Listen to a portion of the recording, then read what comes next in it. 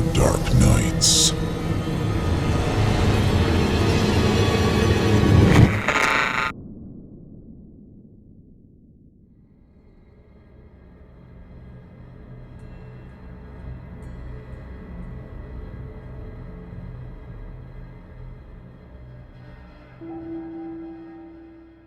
When I was a boy, I lived with my mother in an old house in Georgia.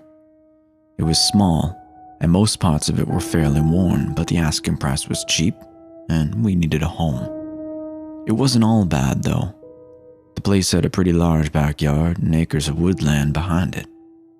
On one particularly hot summer day, I was sitting inside playing with my dog, Marley, as my mother was leaving for work and discussing the usual guidelines to the babysitter. "I'll be back around 11, I remember her saying. "Make sure he's in bed by 10. The babysitter nodded and smiled as my mother called goodbye to me and shut the door. Now it was just me, Marley, and the babysitter from down the street. "I'm gonna run a couple of errands," said the babysitter, to which I nodded without looking up. I suppose here is where I should mention this babysitter was an asshole. After my mother would leave for work, she would politely excuse herself from the house, returning just in time to collect up pay. I never complained, however. I wasn't ever afraid of being alone, and what kid doesn't like having no rules for a while? I spent most of the day playing Game Boy or chasing Marley around the house. When the sun fell, it came time for my favorite summer activity, catching fireflies. I couldn't tell you why, but I was just so fascinated by fireflies and liked to keep them as pets. I grabbed an old mason jar from under the sink and left through the squeaky screen door to the back porch, Marley following at my heels. I was greeted by the overwhelming sound of insects buzzing all around the backyard. I walked down the wooden steps of the deck and began my search for fireflies. I looked for the faint glowing lights for what felt like hours, shuffling through the grass in the warm night air. Suddenly, I saw it, the biggest firefly I'd ever seen, blinking around the old rusted chain-link fence in the very back. With jar in hand, I whipped after it, Marley barking after me. I'd soon made it to the fence when the firefly began to retreat into the woods. I wasn't about to go back empty-handed, so I climbed over the fence with a bit of struggle and into the woods. Marley whined on the other side as I walked past old, mossy trunks, leaves crunching under my feet as I went, following the glowing yellow light. The woods felt like I had stepped into another world. The trees were enormously tall and the leaves atop shrouded any moonlight from entering. Just as I was beginning to feel I had gone too far, I looked back to find the shining porch lights of my house, but I could not see any trace of them. I had been engulfed by the woods. I couldn't hear the buzzing of insects anymore. It was silent now. I looked forward again to find the firefly drawing closer.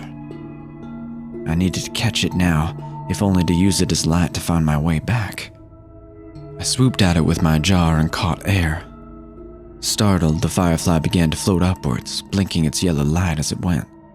It kept going higher and higher out of my reach, and I followed it with my eyes. It drifted up the high timbers, and suddenly I saw everything. Bodies. Hundreds of twisted bodies.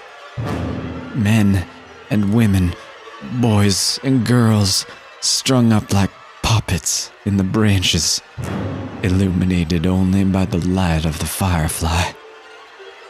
I couldn't move, paralyzed by fear. I could hear everything, the creaking of the ropes, the moaning of the old trees, and the footsteps close by.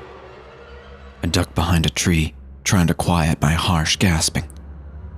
I had gone too far, I thought, and now I was going to live up there as another puppet. I didn't know what to do, whether to run or wait, but the footsteps were growing closer. It knows I'm here, I thought. There was no way it couldn't have heard me coming. Mustering all my courage, I shoved off from the tree and bolted toward the direction I came, whipping up leaves as I went. I could hear it giving chase behind me, its feet pounding the earth rhythmically as it went.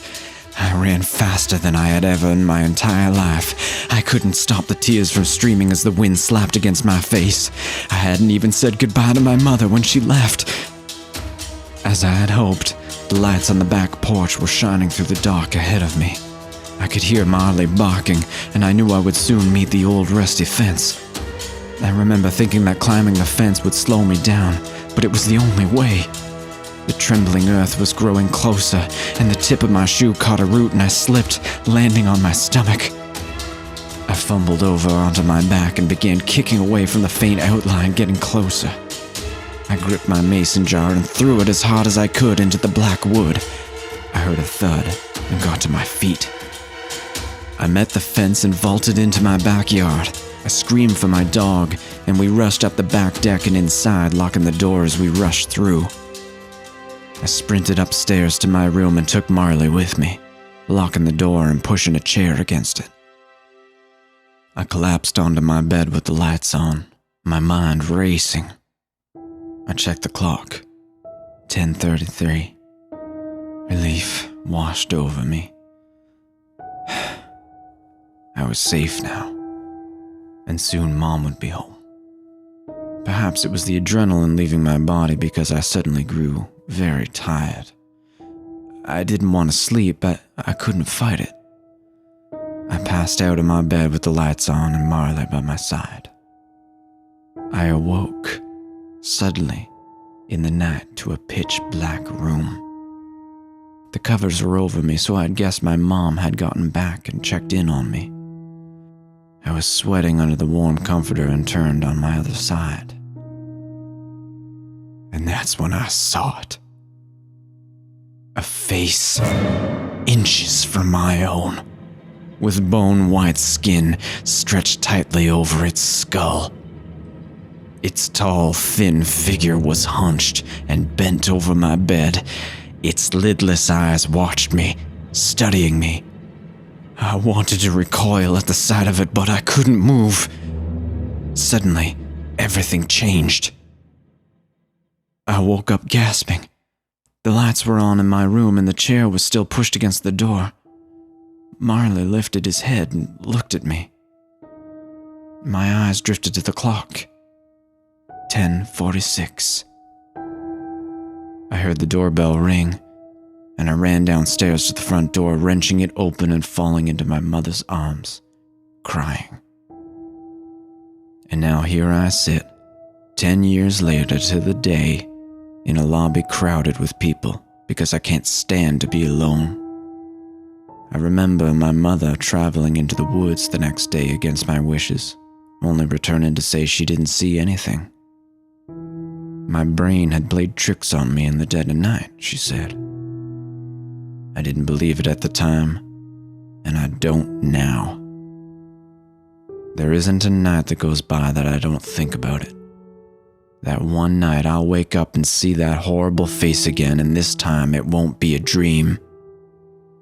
What scares me most is the thought that on that warm summer night, 10 years ago, I was the one that got away.